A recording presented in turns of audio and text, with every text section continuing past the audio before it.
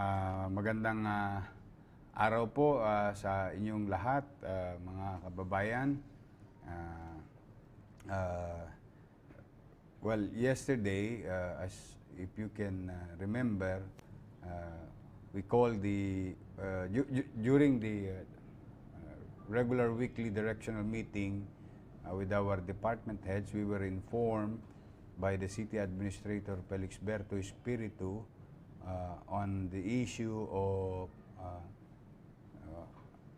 obligations ng mga private sectors who engage into joint venture agreement with the past administration, with regard to our markets. 5 of them were privatized in a short period of time. But be that as it may, that is not the issue. The issue is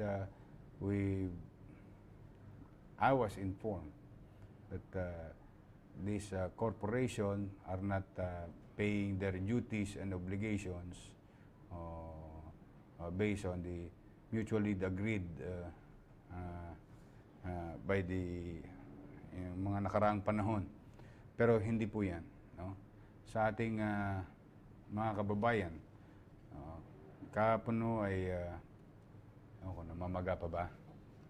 Konti na lang, no? Mas malala yung maga kahapon. Medyo kahit hirap na hirap po kung magsalita kahapon, but I have to inform at least the people of Manila on the status of our 5 private public market. Kasi dating public, now privatized. Now, having said that, nanawagan po tayo sa ating mga kapartner na private sector to pay their obligation, and they were given 72 hours to comply. If not, we will go to rescission. We will rescind their contract if they're not going to do so, because I have no interest in gaining in this issue, but this is the interest of the people of Manila. Now, mga kababayan, ako naman parehas. Kahapon, sila may obligasyon. Ngayon po, gusto ko pong ipalam sa inyo, total dito ko rin naman na sinabi, so dito ko na rin gusto ipalam sa inyo. Yung isa sa mga kumpanya na namamahala ngayon ng ating mga market, ito po, hindi na nila hinintay yung 72 hours. Ito na po, hawak ko na po yung cheque na 12.9 million pesos. Ayan po. Ayan po ay binigay na ng XRC Mall Development. Yan po. Maring may konting kulang, pero yan ay ano na lang ho yan. Numero na lang yan. What matter most is that the bulk of their obligation to the people of Manila and the city government is now, this is what we call in practice substantial compliance. So, in behalf of the city government, we would like to thank XRC Mall Development, and I hope this will not happen, and I will not allow this to happen. I will not allow, private sectors engaging into government contracts, in this case, City of Manila, 2 years. Hindi naman yata makatwiran yun. Ang syudad nga ng Maynila naniningil sa vendor araw-araw, maliit na tindahan. Ba't naman yung hindi pa magbayad yung malalaki? So, magkaganon pa man, that is water under the bridge. I hope this will not happen during our time, and I will not allow it.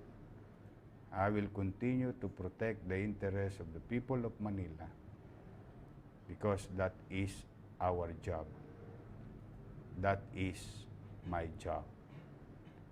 So muli sa mga kababayan natin na totoong gipit na gipit tayo sa salapi, pero ito'y kinalulugod natin. At least may pambili na kami ng gamot, pandagdag sa mga kakailanganin nating mamamayan, lalo na yung mga mahihirap nating kababayan na umaasa, no, sa mga programa o mga pasilidad katulad ng usaping pangkalusugan itong ating mga hospital.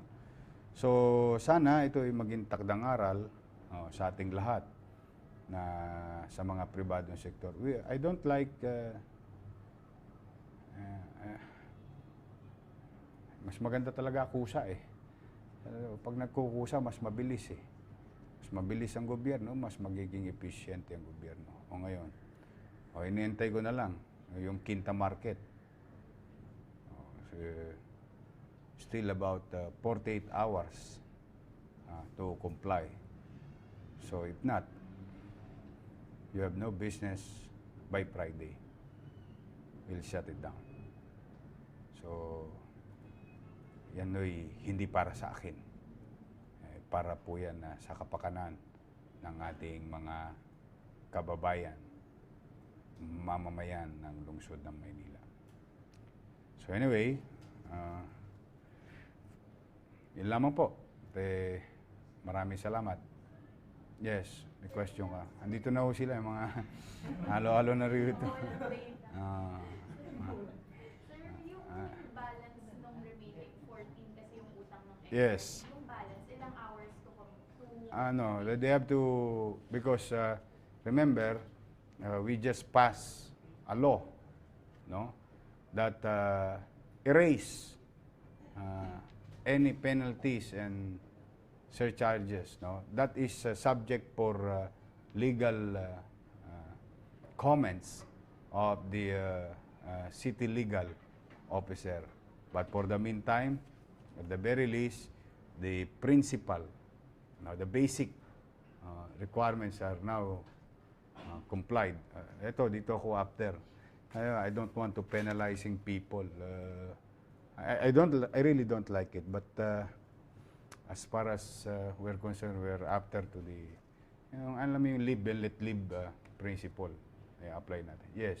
Mayor, so kung magbigay si Market Life ng at least majority ng utang nila, ligtas na ba sila for now dun sa Seneto or ultimatum natin? Yeah, they paid already. They complied already. And the people of Manila win or won. Yun lang yan. Ganun kasimple. I don't have a habit of going after to the contracts unless there is a blatant disadvantage to the people of Manila. Yun. Doon ko siya titingnan. But kung meron naman, halimbawa, katulad nitong sitwasyon na ito, I think this situation will not happen again. Because it is written in one of the provisions of the contracts or mutually agreed provision in the contract. So they have to comply. We comply as a city. They comply as private sector. Sir, clarify ko lang po. Yung pagbabayad ng XRC at Market Life will not... Wala pa yung Market Life. Yes, just in case. Will not absolve them of any charges, criminal or... Wala namang criminal. This is more on are we going against them with regard to the contract? Yes, we may. Now, are we going to pursue? Yes, we may. But for the meantime, what we're after is what is due to the city. Now, we'll sit down with them on how can we live in harmony, because markets are basic facilities for our people. So ako sa moving on ako lagi doon ako lagi after. May pagpoposisyon ng gobyerno, desidido ang gobyerno nakinig ang pribadong sektor or kumpanya, then we move on. Ano yung dapat natin hindi mangyari pa sa mga darating na araw? That is sa atin, hihintayin natin. So yung balanse, pasok pa rin siya dapat sa 72? Hindi naman. Kasi itong balanse niya, penalties to eh. Something to do with So, penalties. principal yung 12. Yun. Ito yung principal. Ito kasi penalties eh. Because under the contract, there is what you call penalties and surcharges in the case that the proponent or private sector miss the date of payments with regard to GAR, what do you call this,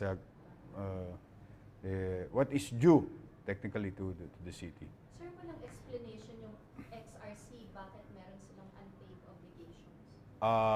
Meron lang silang medyo hindi pagkakaunawaan noong nakarang administrasyon, which I'm not surprised. Ano daw, sir? Sila? I'm not in the... we'll see. We'll see. Hayaan natin sila. But, more than anything else, I'm happy now.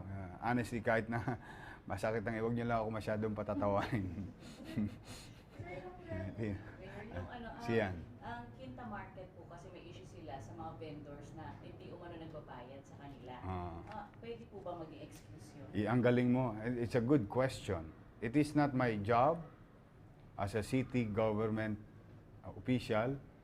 The moment you engage yourself into that business, and business has challenges, not only government has challenges, that is part of your business. Our business is people helping people business. The city government's business is people helping people business. Our obligation is to protect the interests of the people on a general perspective, no? Sa pangkalahatan. So pagka kami nakakita ng mga pagkakataon na may kapabayaan, kakulangan sa pribadong sektor at ang tinatamaan ay yung mamamayan ng lungsod ng Maynila, then we'll go after them. We'll use our little knowledge and understanding laws just to protect the interest. Anyway, we have good lawyers in the city of Manila. We have Attorney Moreno, not me. No, he's my Professor Jun Moreno, our city legal. He used to be the chief legal department head ng DILG, where all of us, all local government unit, is under DILG. Sir, clarify ko lang. Sure. Yung 12.9 na to, para dun sa 5 market. 4 na market. 4. Sampaloc, Trabajo, Santa Ana, 4, San Andres, 4 na market. Pag siya sa market life, magkano pa po yung kailangan nila? Mga 11 something. 11 something. Yes, 11 something. They have to comply, just for the record. Yes. Sir, itong deal between the two market operators was a deal signed under the previous administration. Yes, all of this. Kailan mag-expire, sir, and do you intend to continue?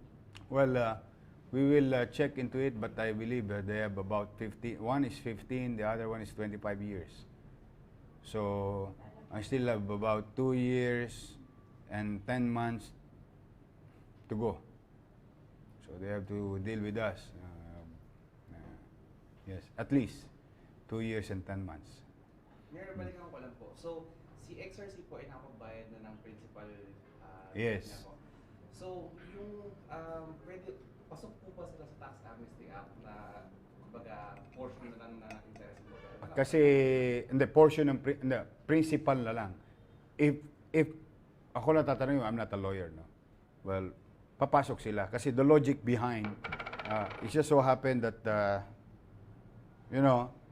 this is a private corporation, but I will let the city legal address it. But the concept behind tax amnesty program and surcharges and penalties is to give ease of payment from the streets or no, from the smallest property to the largest corporation. Smallest property owned by private individual and largest corporation owned by a corporation or large development. Kasi para, ang batas kasi lalo na, ano yan, dapat pantay-pantay. O kaya hinabol ko ito. Bakit? Yung vendor nagbabayad eh. O, bakit ito hindi magbayad? O, ibig sabihin, ngayon mararamdaman ng tao na patas-patas lang. O. Yes. Mayor, naman po yata yung XRC at saka market life sa council. Ah. Hindi po ba pwedeng i-revoke yung kontrata? Well, to rescind the contract, there must be a valid reason. A valid and enough legal reason. Hindi pwedeng dahil galit lang si Mayor. Hindi dahil sa mainit lang ang ulo ni Mayor. Hindi pa pwedeng dahil sa masakit lang ang ipin ni Mayor. No. There's no such thing like that. You have to be fair dealing with people. And I'm trying to be. But not to the point at the expense of our people. Trying to be diplomatic, firm in a way that we are really into it. Unless they want to try us, that's another story. If they want proof of our consistency, persistency, and certainty in the city of Manila. Now, again, it proves our certainty in the city of Manila, that the sauce for the gander is the sauce for the goose. Applicable kay Juan, applicable kay Pedro, applicable kay Petra. Lahat applicable. Kasi ganun ang pagsasaayos. Walang gatmabi sa wakali o gatmabi sa nangka. Walang ganun. Lahat yan dapat pantay-pantay. Yes, please. You mentioned that there must be a valid legal reason. Yes, under the provision of the contract. The non-payment of... Yes, that is a valid reason for rescission. Rescinding the contract. Yes, sir, but why are you not... They complied. okay. See? Am I after to making a person jobless? No. Am I after making a corporation shut down? No. I'm only going after them if they are not going to perform their duties or responsibilities under the mutually agreed provision of the contract. Yun, yun ang very clear ang policy. Kaya, immaterial if it is done during the past, kahit na you have doubts, I know you have doubts in your mind. But we are not lawyers and judges to identify, I'm not even a COA to identify what is advantageous and disadvantageous. Sa akin, logic. It seems there is certain level of negligence. And the only way to call the attention is to be firm on what's going to happen next if they don't comply. So, ang bottom line is it's mukhang naunawaan nila ngayon ang bagong gobyerno ng Maynila. Mukhang, I don't know, maybe they believe us more than they believe. I don't know. I don't want to assume. But there is what you call also in addressing problems and giving solution. This is what you call in Latin res ipsa liquitur. The thing speaks for itself. That nanawagan tayo, call their attention. I think we got their attention, and they comply. And who is the winner of all these things? Of all these things? The people of Manila. Ayun. Why? Ba't kailangan manalo mga taga Maynila? Ay, syempre, yun ang obligasyon ko eh. Yun ang mandato ko. I have no recourse but to protect the interests of each and every 1.8 million Manilans. Okay? So,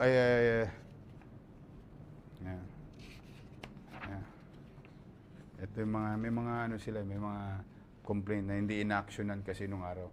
Kasi nga, tingnan mo, kung di ka ba rin maawa, privatize nila yung palengke. One way or another, I don't know the reason. After like privatize yung palengke, nag-invite naman sila ng ibang vendor o kung saan parte ng Pilipinas, inilagay doon sa labas ng palengke. Ngayon, di ba? Look at Quinta Market. Is it clear? Yes. Is it clean? Yes. Oh, how come you're not paying your obligation? Ewan ko tama ba? Baka itong mga kumpanyan to, pinapasok lang nung una, hindi ko alam kung ginawa tong baka.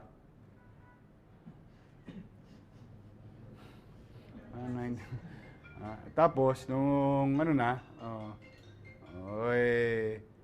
pinapasok na ng mga Avengers yung ano. Doon mismo rin. So, double whammy. So, I think that's unfair. You really have to be... Ako kaya sabi ko sa inyo, I can never be right all the time. I'm just trying to be just. Pay your obligation, I'll do mine.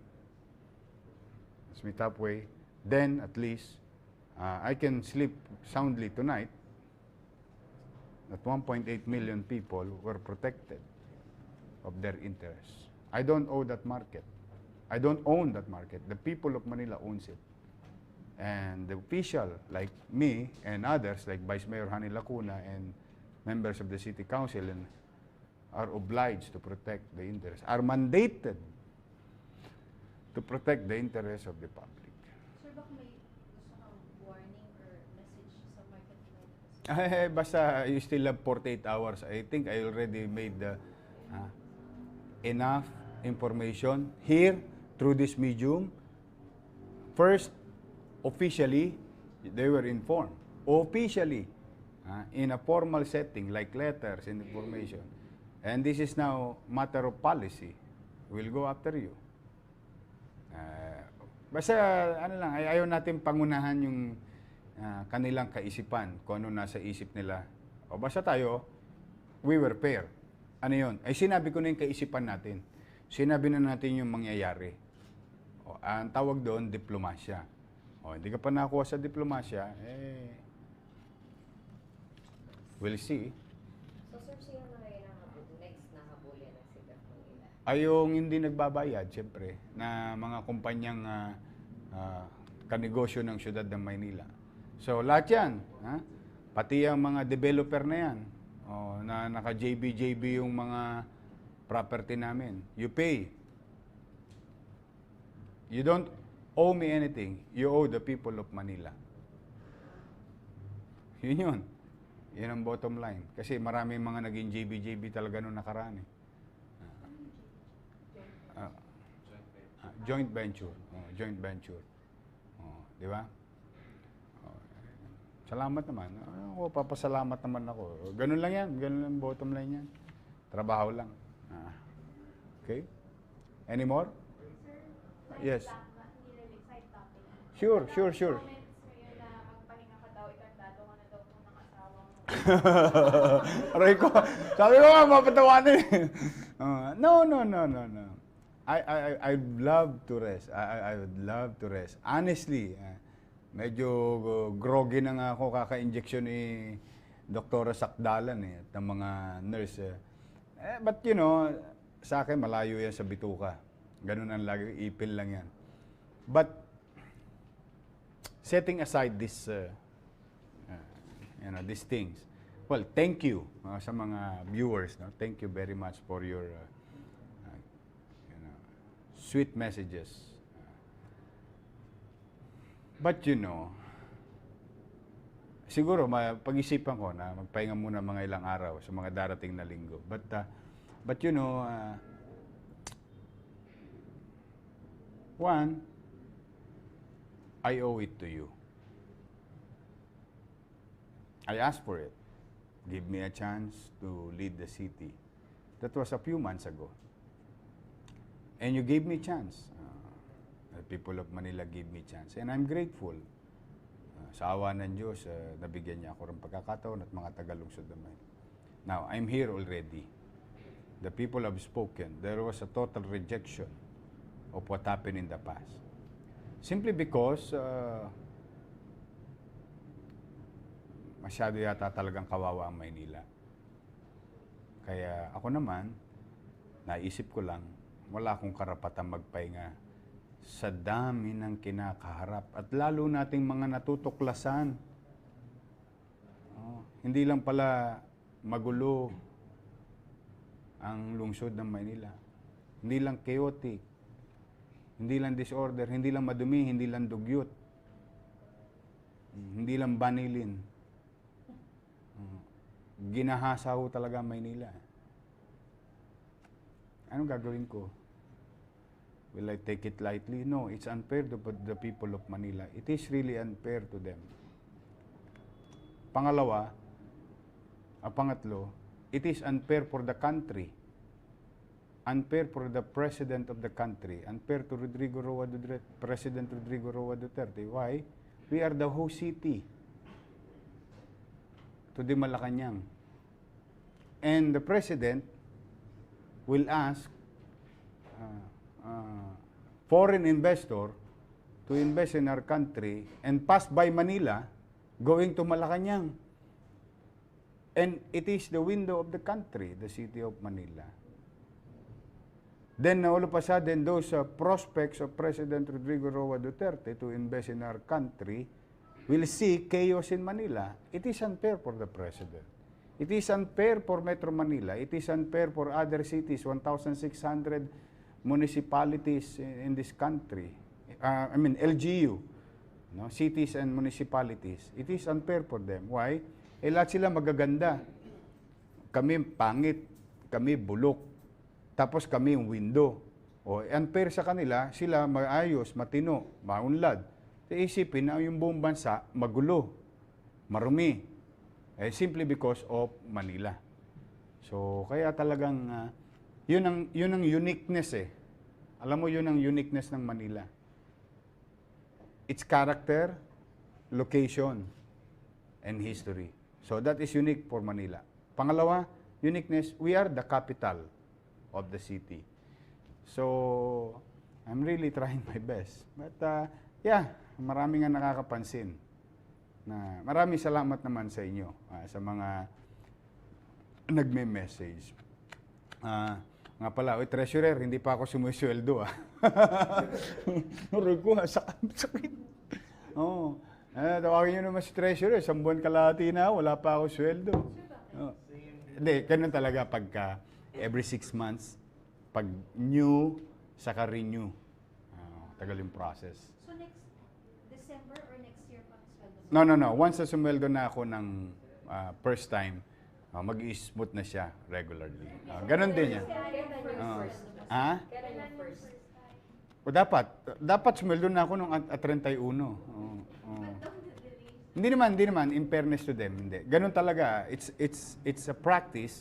Pag new, first time ulit, may delay talaga kasi yung process.